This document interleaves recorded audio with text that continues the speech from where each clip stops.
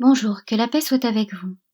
Je souhaite vous partager mes réflexions par rapport au pseudo-déluge qui aurait pu frapper la Terre. Le déluge, le vrai, a été rapporté dans la Bible, est celui du temps de Noé.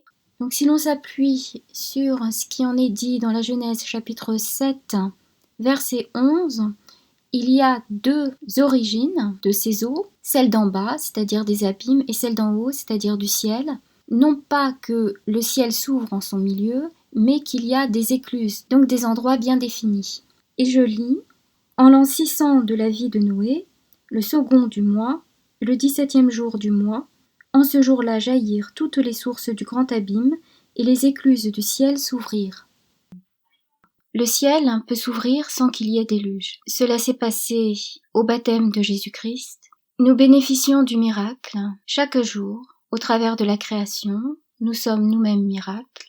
Il y a bien des personnes qui, à 95 ans, jardinent encore, d'autres font du tricot, font des activités et sont encore très alertes et ne sont pas atteintes d'une maladie ou d'une autre.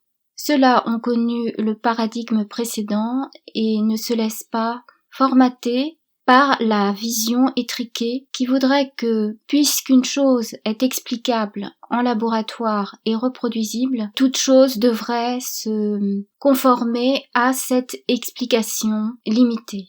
Or, si une chose est explicable et reproduisible, cela ne signifie pas qu'elle corresponde à la réalité dans son entièreté. Ce qui est explicable et reproduisible est naturel et se trouve dans une sphère accessible au mental, accessible à toute la sphère psychique, mais qui n'est pas grand-chose au regard de la création dans son ensemble qui comprend aussi une part qui n'est pas accessible au naturel, au physique. Et les bébés le savent bien, donc j'ai parlé des bébés qui se défenestrent, ce n'est pas une nouveauté. Il y a 10 ans, j'ai appris qu'une femme, au retour d'une promenade, avait répondu au téléphone et avait oublié de refermer la porte-fenêtre de la terrasse qu'elle avait laissée grande ouverte pour aérer la pièce et qu'elle avait bloquée justement par une chaise. Et le bébé en a profité pour se défenestrer, malheureusement pour elle. Et il m'est arrivé aussi d'avoir le témoignage d'une voisine dont le bébé s'était défenestré du temps où les lits étaient sur roulette et sa fille donc a vécu handicapée pendant plusieurs années. On n'en parle pas, c'est un sujet tabou car on croit que nous sommes capables de tout expliquer et donc d'être responsables de tout. Responsable mais pas coupable est ce vers quoi nous allons, forçant la vérité à s'habiller de mensonges, c'est-à-dire de la fausse croyance qu'on puisse tout expliquer et que ce qui est de vrai se réduire à l'explicable. Et au nom de cette fausse croyance, on oblige les personnes à être malades pour pouvoir correspondre à la vision erronée, bien entendu, puisque la maladie est une forme de grignotage de la santé. La santé qui se fortifie chaque jour, qui n'est pas quelque chose de stable. Chaque jour était quelque part un combat et les enfants devaient se fortifier et passer par des maladies infantiles justement parce que leur santé était à conquérir. C'est à la lumière de cette posture que l'on comprend mieux ce vers quoi ce paradigme dans lequel nous nous trouvons plongés va nous mener, car il a imposé l'idée inverse que ce que nous croyions auparavant. C'est-à-dire que avant, nous avions la certitude que la création est bonne à l'origine, que naturellement nous progressons vers la santé, mais que malheureusement la corruption nous atteint, dans notre âme comme dans notre corps. En tout cas pour ceux qui croient en Dieu et en ses révélations. L'inversion des valeurs a été imposée d'autant plus facilement qu'elle est fondée sur des mensonges, et aujourd'hui l'on nous fait croire que le progrès serait de nous limiter à ce qui est explicable, sous prétexte que la création naturellement serait mauvaise, que la corruption serait l'état initial et que l'humanité n'aurait pu que progresser, notamment au travers de cycles, conception qui ne peut que se fonder sur cette croyance sous-jacente que l'homme n'a pas été créé bon à l'origine et qu'il ne puisse s'améliorer que sur ses propres forces. Ce à quoi je n'adhère pas puisque je crois à ce qui nous a été révélé au travers de l'histoire du salut des hommes.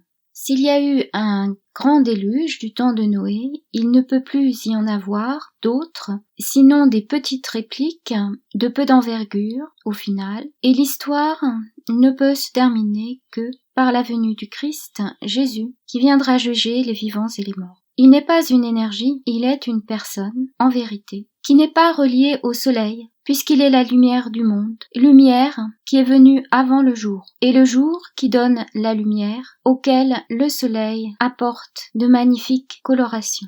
Cela afin de ne pas confondre soleil et lumière, et afin d'apporter des éléments de discernement par rapport à ces prétendus cycles annonçant des soleils différents. Le soleil d'avant est toujours présent mais caché, d'après mes observations depuis 1980 ou autour de cette année-là, et qui pourrait être de nouveau révélé, c'est-à-dire montré sans le cache artificiel qui a été placé devant. Et j'indique un lien vers une vidéo montrant le soleil artificiel blanc réduire de sa lumière et laisser paraître la lumière du soleil, du vrai soleil que j'ai connu et qui a été caché. Cela sur le site de Medjugorje, site à partir duquel, malheureusement, l'on pourrait faire croire à la venue imminente de Jésus-Christ et à une nouvelle ère, ce qui n'est, à proprement parler, absolument pas catholique, selon les révélations. En effet, il est fort à parier qu'on nous concocte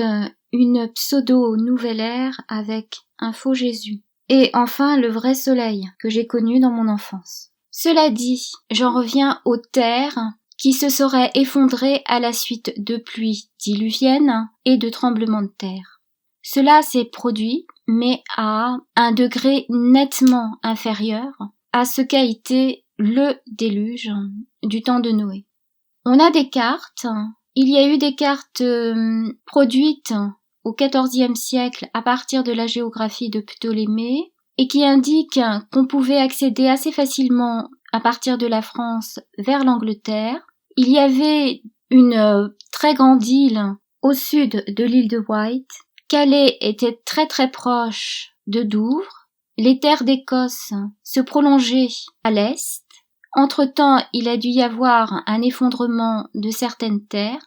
Et au bout du compte, on a, à partir des données des années 1300, d'autres cartes où l'Angleterre est bien séparée de la France, mais où Calais est beaucoup plus au nord de ce qu'elle est aujourd'hui. Et si l'on prolonge la ligne de Calais à Bruges, il y avait des terres. La bataille de l'Écluse dont j'ai parlé et qui se trouve à Sluis, à une confluence, elle s'appelait aussi la bataille de l'Escaut. Or l'Escaut, à l'origine, contrairement à ce que l'on voit aujourd'hui sur les cartes où son embouchure se trouve au nord de Gand, se déversait au nord de Bruges. En tout cas, il s'y trouvait un delta, donc passait par l'Écluse. C'est pourquoi les Français avaient dépêché l'armée terrestre et non maritime. Et les Anglais avaient sûrement remonté le fleuve au moyen de navires marchands. Si l'on regarde Calais, il y avait des forteresses qui sont marquées de façon crénelée sur la carte. Et si l'on compare les images, en l'occurrence les estampes de Boulogne, on voit que cette ville n'est séparée que par un fleuve de Calais à l'époque. Donc fort heureusement, nous pouvons accéder à ces cartes sur la bibliothèque numérique britannique. Je laisse quelques liens. Il a pu y avoir, pour que ces terres s'effondrent, des pluies diluviennes associées à des tremblements de terre. Ces pluies venaient-elles de l'ouverture du ciel ou en était-ce autrement? C'est difficile à dire. Mais en tout cas, ça n'avait pas l'envergure du déluge du temps de Noé, puisque l'on voit que les terres gardent tout de même une grande partie de leur relief. Donc on peut faire ces recoupements grâce à la carte d'Abraham Craik. Et dans cette même carte, on peut voir que la Grèce également était constituée de terre ferme et qu'on peut s'imaginer donc que ces terres se sont brutalement effondrées, faisant apparaître des îlots. C'est pourquoi les terres immergées, autrefois émergées, font partie de la terre grecque. Il faut s'imaginer par exemple que s'il devait y avoir des terres séparant la France de l'Allemagne qui s'effondreraient d'un coup et seraient emplies d'eau par des pluies diluviennes et qu'il ne resterait en surface que les Vosges, l'Allemagne serait-elle en droit de revendiquer les terres de France immergées? C'est une question à se poser. Qu'en est-il des terres immergées de Calais?